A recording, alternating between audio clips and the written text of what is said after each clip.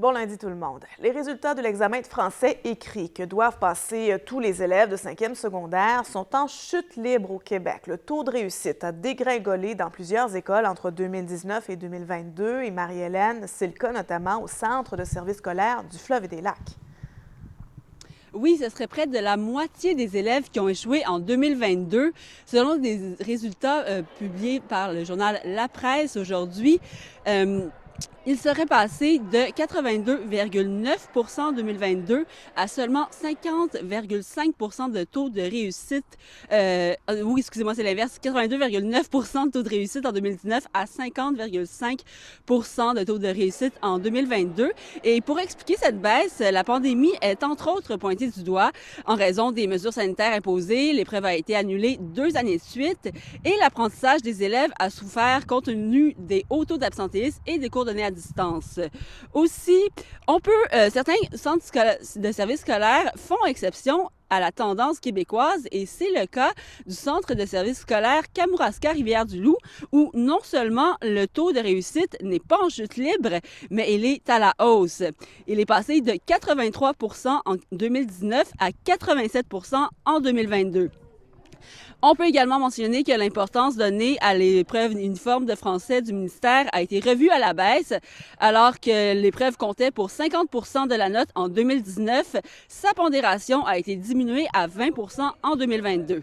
D'ailleurs, malgré la chute des résultats à cette épreuve écrite dans presque tous les centres de services scolaires au Québec, près de 87 des élèves ont néanmoins la note de passage en français et c'est sûrement peut-être à cause de la différence de pondération.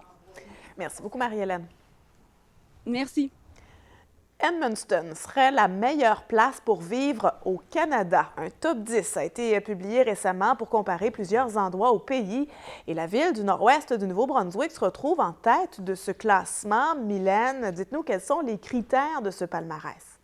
Eh bien, si Edmundston arrive en tête de ce classement, c'est pour plusieurs raisons. La première, c'est les prix abordables pour se loger. Le marché immobilier régional est de plus en plus favorable, même si les prix ont monté depuis la pandémie. La demande est là. C'est pas très surprenant. Ce qu'on entend là, souvent, c'est que les gens sont à la recherche d'un style de vie moins stressant. Les gens viennent puis ils trouvent souvent les propriétés ont des plus grands terrains, il y a plus d'espace. Le rythme de vie est aussi très différent là, que dans ces autres plus grandes villes-là. Il est donc possible d'acheter une maison moins de 170 000 $. Le prix de la maison moyenne à Edmundston est d'environ 41 % moins cher que le prix moyen du Nouveau-Brunswick. Les hauts niveaux de sécurité atteints par la ville d'Edmundston contribuent également à son classement parmi les meilleurs endroits où vivre au Canada. Aussi, le taux de criminalité à Edmundston est 24 % moins élevé que celui de la province. Et puis, c'est sans compter sur l'accessibilité des activités et des loisirs proposés par la ville, été comme hiver, qui font le bonheur des habitants. L'éducation aussi est un point important pour les familles qui s'installent ici. Cette première place se confirme surtout avec les nouveaux arrivants qui recherchent une vie moins stressante et un rythme de vie différent et agréable. En deuxième et troisième position se retrouvent Saguenay et Lévis, juste derrière Edmundston. Merci beaucoup, Mylène. Merci, au revoir.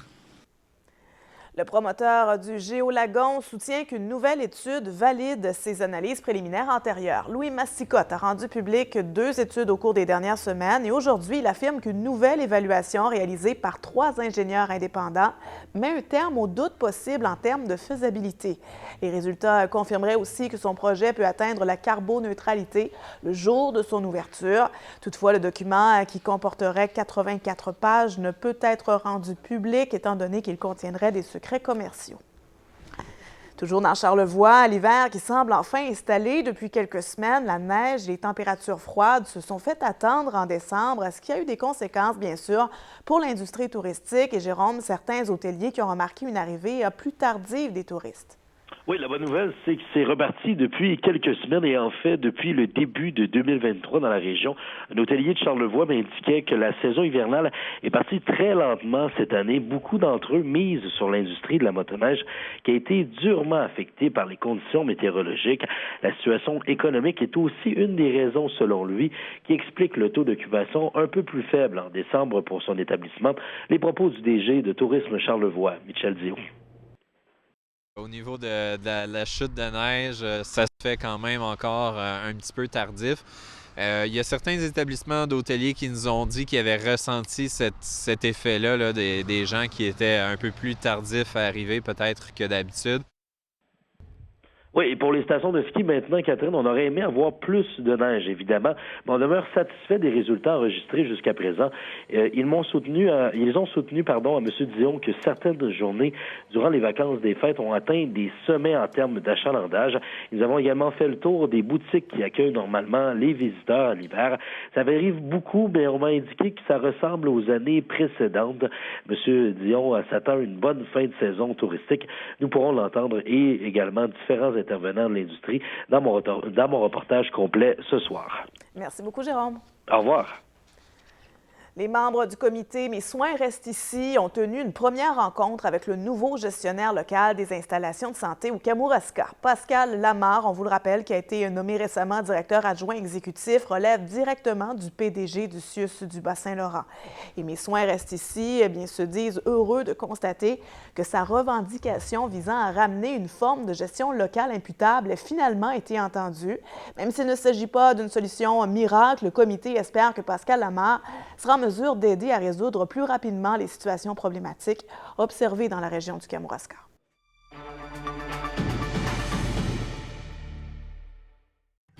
La chronique spectacle, une présentation de Bâti-Tech. Mieux bâtir pour mieux vivre. Francis, dans les derniers jours à la Malbaie a eu lieu le premier vernissage solo de l'artiste multidisciplinaire Stéphanie Rochette. Voilà, comme le vieil adage le dit si bien, quand une porte se ferme, une autre s'ouvre. C'est le titre qu'a choisi l'artiste autodidacte pour sa première exposition. La douzaine d'œuvres a été grandement inspirée de sa propre histoire, selon les opportunités, les emplois ou les événements qui arrivaient dans sa vie. L'artiste multidisciplinaire débute souvent ses pièces à partir de matières récupérées ou recyclées. Ensuite, elle procède à un modelage et l'enjolivement de celles-ci. Même si les bases de ces pièces apparentent souvent à un socle de bronze, en réalité, elles sont faites souvent de peau de yogourt avec de la patine pour en donner l'apparence. Elle y ajoute ensuite en ornement des pièces en bois, de l'argile et différents matériaux. Aux magnifiques pièces, des livrets explicatifs, dis-je, sont joints afin d'expliquer la création et d'en suivre l'évolution. À travers cette exposition, il est possible d'admirer une série de photos d'œuvres éphémères surdimensionnées, notamment une ayant une hauteur de 18 pieds qu'elle a réalisée dans le cadre Paysart en 2017 et en 2022. Et il est possible d'assister au vernissage à l'espace culturel de la bibliothèque Laure Conan jusqu'au 5 mars prochain. Souvent, il y a des thèmes, donc il y a des thèmes, des messages que je passe au travers, puis selon, comme je disais, là, le moment que je suis dans ma vie, dans mon emploi, ça va se refléter dans l'œuvre aussi, là. Les sports, une présentation de grand portage Volkswagen. Démarrez l'année en beauté avec nos nouveaux modèles 2023.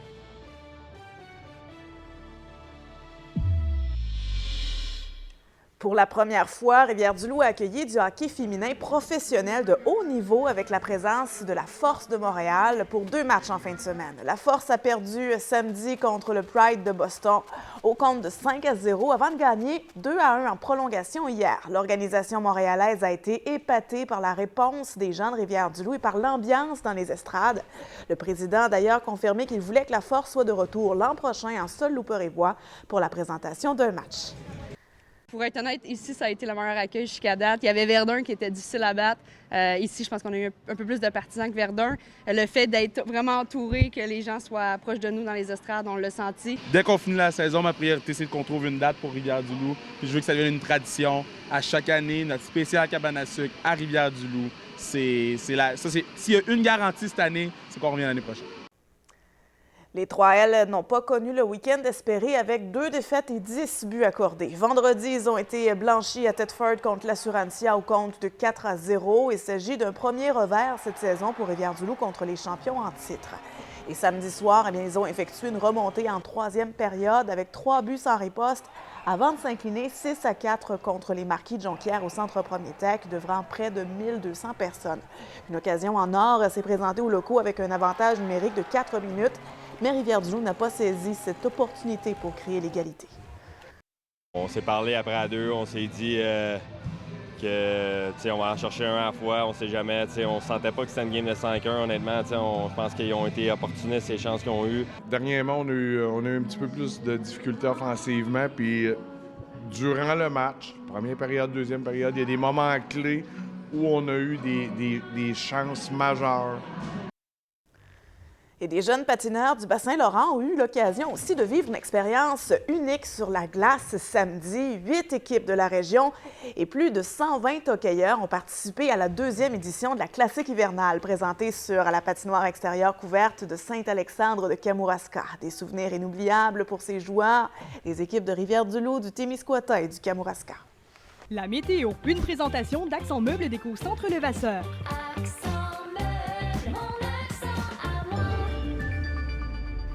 Et on retrouve Francis à la météo. Vraiment, les conditions ce week-end qui ont été superbes. Et là, ça demeure très doux aujourd'hui, mais c'est gris. Voilà, Catherine. C'est une journée de grisaille un peu partout, mais on pourrait avoir quelques percées de soleil là, ici et là. Les vents nord-est sont également très légers aujourd'hui, donc une journée calme là, pour bénéficier de mercure exceptionnellement doux pour cette période de l'année. Donc, entre moins 1 et moins 4 degrés. On va perdre quelques degrés en sensation au cours de la journée avec un ressenti jusqu'à moins 12, là, tout au plus. Tout de même, une journée là, de douceur et parfaite pour profiter de l'extérieur. Donc, ce soir, on va voir là, il va y avoir quelques nuages, la présence de quelques nuages sur l'ensemble des secteurs. On a 60 de possibilité d'averses de neige sur la rive nord du fleuve, alors que sur Rivière-du-Loup, les possibilités sont un peu plus minces. Donc, les vents nord-est seront faibles, les mercures exceptionnellement doux également, à près de moins 12 degrés supérieurs aux normales saisonnières. Maintenant, demain.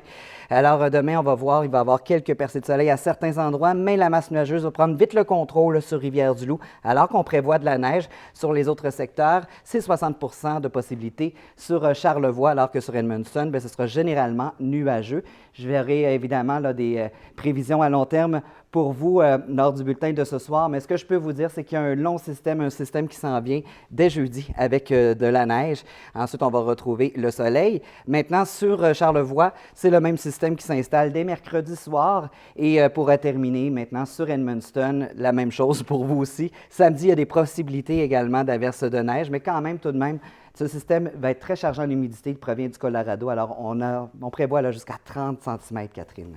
Encore une bonne bordée. On va surveiller certainement l'évolution de ce système. C'est encore le temps de changer, comme on dit. Voilà. Merci beaucoup, Francis. Je vous en prie. Alors voilà, c'est complet. Soyez là ce soir pour le TVA Nouvelles de 18h. Passez un très bel après-midi.